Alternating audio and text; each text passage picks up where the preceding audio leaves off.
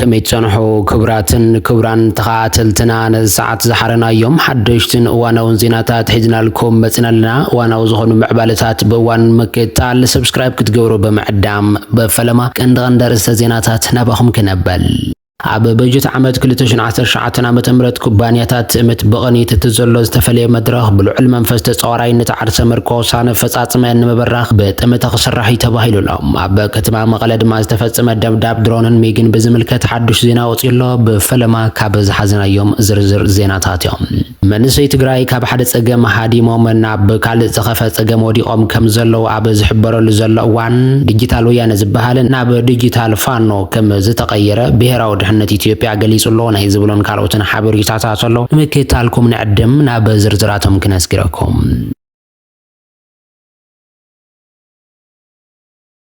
عب كبابي كتما مغلز تفصم دبداب درونن ميغن بزملكس حدش زينا وصلام كما زفلت مالي عب كبابي كتما مغل حدش دبداب درونن ميغن كما زفصم زفلت كوينو ز دبداب بسرعه ابي احمد ابل على تግራይ ዝፍጽሞ ዘሎ ጆኖሳይድ መቀጸልታ ምዃኑ ድማ እዩ ዝፍለጥ ስለዚ ድማ ህዝብን መንግስትን ትግራይ ብልዕሊ ብልጽግና ዝህቦ መልሲ ከም ዝህሉን ወታደሮን ምዕባለታት ኣብ ሰሞን ብዝለዓለ ደረጃ ከም ዝህሉን ይዝንገረሉ ዘላም ስርዓት ብልጽግና ወላኳቲ ከበርተ ጽዋራት ሰራዊት ትግራይን ጥቃት ፈጺመን ተበለት ሓቂ ግን ካልእ ምዃኑ እዩ ዝሕበር زلام سرعة بلتقنا قبل على سراوي تجراي متقعت فتيمة بمبال كونيلو قبل على سبيل محبرسب متقعتي كما زفز متجلس واللام أزمة قعت دماء قبل على حارس وتوردان درتاز تفز كم دخنت وموجودة عزوز حمد ما سبيل محبرسب تخباب من بارو من دات جلس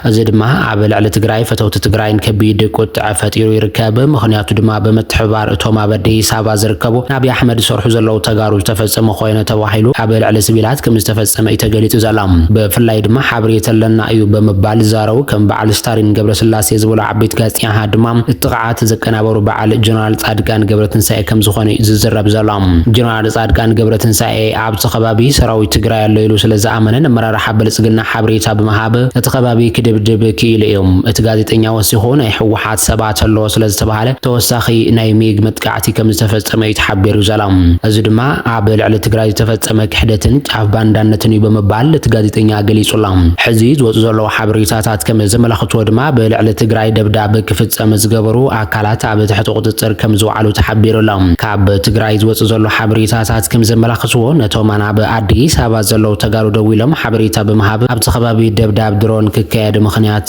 زهونو اكالات دما طرطرات اب تحت قطصر كم زوعلو تحبير زلام شدش زهون طرطرات اب تحت قطصر حق كوينم كم زلو دما كاب تجراي زلو حبريتات تملكيتهم قدم حزوت تعدرو كوماند سراوي تجراي كاب استفقد الوصاي ማንም ሰብ ብዛዕባ መንቀሳቀስ ሰራዊት ክዛረብ ከም ዘይብሉን ሓበሬታ ድማ ንዘይተደለየ አካል ከም ዘይብሉን ዝገልጽ አዋጅ ቃሊሕ መንባሩ ዝፍለጥ ኮይኑ ለሙድማት አዋጅ በመትሐላፍ ክሳብ ብልዕሊ ህዝብ ትግራይ ሓደጋ ዘብጽሕ ሓበሬታ ጸላእ ኣሕሊፎም ሂቦም ዝተዋሉ አካላት ኣብ ትሕቲ ቁጥጥር ውዒሎም ኣለው ይብል ሓበሬታ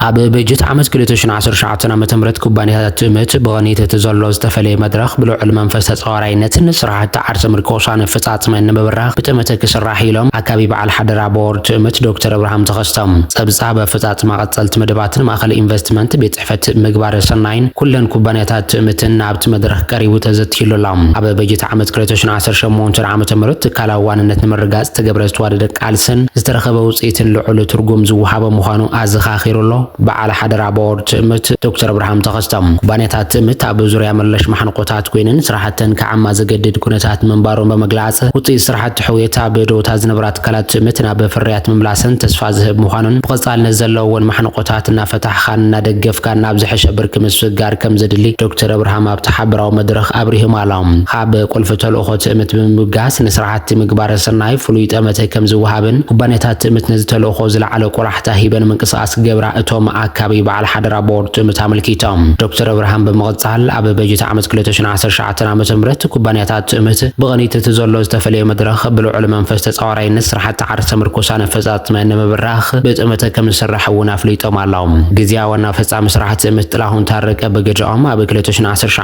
عام مرت بجت عمد كوبانياتات تمت ملا سرحياتاتن على عيلن لو كنتات بزغبا اكردا اغيرنن زحشه لوطي منقساس جبران كسرحيو دحر مبال اب اورادبا اسرار ምምራሕን ህንፀት ኮታስ ኣሰራርሓታት ምዝማን ለውጥን ምፍጣር ዝተሓዙ መደባት ምድማዕን ወሳኒ ምዃኑ ኣብሪሂም ኣሎም። ኣብዚ በጀት ዓመት ነቲ ዝማዕበለ ፖለቲካዊ ኩነታት ሓዊሱ ከበድቲ ማሕነቆታት ምንባሮም ብምዝኽኻር ኣብ ከም ዝበለ ኩነታት ኮይንካ ዝተረኸበ ፈጻጽማ ትርጉም ዝወሃበ ምዃኑ እንድሕር ምግላጾም መደባት በጀት ዓመት 2019 ዓ.ም ብምሉእነት ንምዕዋት ኩባንያታት ዘለዎን ማሕነቆታት ንምፍታሕ ንርእሰን ተደጋጊፈን ዘለዉ ዕድላት ፀንቂቐን ካብ ምጥቃም ብዝሰገረ ዝተጀመሩ ስራሕቲ ሪፎርም ብጠመተ ምስራሕ ኣገዳሲ ኢሎም ኣሎም። በዓል ሓደራ ቦርድ ትእምት ጸብጻብ በጀት ዓመት 2018-19 ብዕምቆት ድሕሪ ምርኣይን ዝሕሸ ድማዕነት ስራሕ ልዑል ጻዕርን ክግበር መምሕያሽ ሓሳብን መምርሒ ስራሕን ብምሃብ እቲ ዝቐረበ ጸብጻብን ቀጸልቲ መደባትን ማእኸል ኢንቨስትመንት ቤት ጽሕፈት ምግባረ ሰናይን ኩለን ኩባንያታት ትእምት ነጥዲቑ ኣሎም። ብመወዳእታ በዓል ሓደራ ቦርድ ትእምት ሕሉፍ ንጥፈታቱ ድሕሪ ምግምጋም ኣብ ዙርያ ቀጸልቲ ትልምታት ዘትዩ ብምጽዳቕ እዩ ኣኺቡ ዛዚሙ ዘሎ።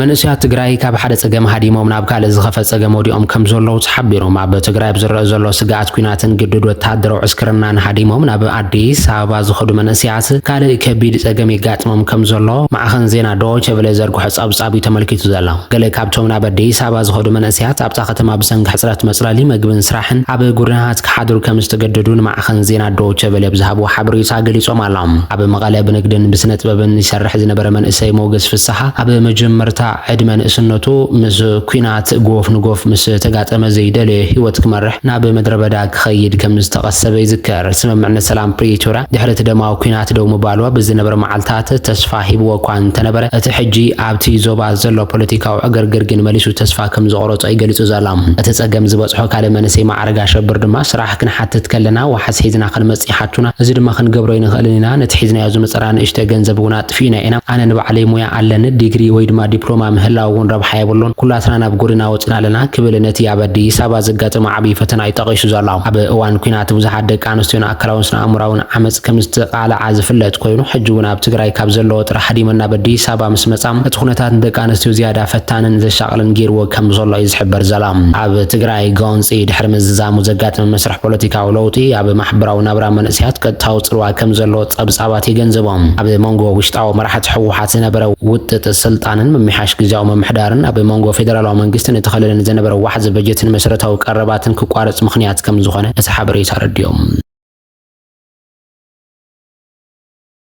ዲጂታል ወያነ ዝበሃል ናብ ዲጂታል ፋኖ ከም ዝተቐየረ ብሄራዊ ድሕነት ኢትዮጵያ ሓቢሩ ኣሎ። ኣብይ ኣሕመድ ኣብዚ ዝሕዝ ሰዓት ኣብ ክልል ኣምሓራ ዝካየድ ዘሎ ገስዒቡ ብርክት ዝበለ ሓይሊ እቲ ሃገር እንዳሳነ ከም ዘሎ እቲ ሓበሬታ ረዲኦም። ኣብ ግንባራት ካብ ዝስእኖም ዘሎ ወተሃደራውን ዓወታት ብተወሳኺ ኣብ መድረኽ ዲፕሎማሲ እውን ይድገም ምሕላው ተገሊጹ ዘሎ። እዚ ስዒቡ እውን ኣብ ክልል ኣምሓራ ዘሎ ህዝቢ ብፕሮፓጋንዳ ንኽምለስ ዓበይቲ ዝበሃሉ ምንቅስቓሳት ምጅማሩ እንዳተገለጸ እዮም። ክሳብ ሕጂ ብዝወፁ ዘለዎ ሓበሬታታት መሰረት ከዓ ህዝቢ ኣምሓራ ንውክል ኢና ብዝብሉ ሰባት ቆፂሩ ሓያል ድጋፍ ንምርካብ መንግስቲ ፕሮፓጋንዳ ክሰርሑ ትእዛዝ ተዋሂቦም ኣሎም። በዚ መሰረት እውን እዚ ተልእኾን ዝተቐበሉ ሰባት ኣብ ማሕበራዊ ሚድያ ይኹን ኣብ ዝተፈላለዩ ናይ ቴሌቪዥን ጣብያታት ስርሖም ጀሚሮም ኣሎም። ሎሚ ከዓ ናይ ኢትዮጵያ ድሕነት ቢሮ ሓደ ዘደንግጽ ሓበሬታ ሒዙ ወፂኡ ኣሎ። እቲ ዜና ከዓ ቅድሚ ሕዚ ዲጂታል ወያነ ኮይኑ መንግስቲ ኢትዮጵያ ኣብ ዓለም ለኸ መድረኽ ሕማቕ ገጽ ሕዚ ዝገበሩ ዲጂታል ፋኖ ኮይኖም መፂኦም ኣለዉ ክብል ይገሊጹ ዘሎ። ሎሚ ስርዓት መንግስቲ ኢትዮጵያ ንምውዳቕ ይሰርሑ ኣለዉ ዝበሎም ናይቶም ናይ ዲጂታል ኣካላትን ጽንፈኛ ሓይሊ ዕጡቓት ኣምሓራ ይድግፉ ኣለዉ ክብል ይሓቢሩ ዘሎ። ኮነሎም ጀመሩ ወፍሪ ምዃኑ ስዒቡ ድማ ብዙሓት ዓለም ለኸ ማሕበረሰብ ኣብ ውሽጢ ሃገር ዝርከብ ህዝብን ከደናግሩ ጀሚሮም ኣለዉ ምባሉ ንብዙሓት ኣገሪሞሎም። ኣብይ ኣሕመድ ናብ ሰሜን ህዝቢ ብሓደ ንምጥፋእ ቆሪጡ ተላዒሉ እንዳበሉ ብዝፍሓት ብምቅላዕ ህዝቢ ናብ ዝተሰሓተ ቅዋም የእትውዎም ህላዎምን እዞም ኣካላት ካብ ዲጂታል ወያነ ናብ ዲጂታል ፋኖ ተቐይሮም ኣለዉ ብምባል ሎሚ እውን ናብ ትግራይ ዝጠመተ ጸብጻብ ከም ዘውፅእ ይግለጽ ኣሎ። እዚ ከዓ ኢድ ብዙሓት ኣካላት ከም ዘለውን መንግስትን ምግልባጥ ተጀመረ ምንቅስቓስ ከም ዝኾነን ከዓ ወሲኹ ይሓቢሩ ዘሎ። ዝተፈላለዩ ጸብጻባት ከም ዝሕብርዎ ድማ መግለፂ እቲ ብሄራዊ ድሕነት ኣብይ ኣሕመድ ጉጅለ ፋኖ ምስ መራሕቲ ትግራይ ተራኺቡ ካብ ዝብል ስጋኣት ዝተላዕለ ከም ዝኾነ እቶም ሓበሬታታት ኣመላኺቶም ኣለዉ። ክቡራትን ክቡራን ተመልከትና ንሰዓት ዝነበሩና ሓበሬታታት በዚ ከቢትና ንሰናይ ምክትታልኩም ግን ኣመስጊና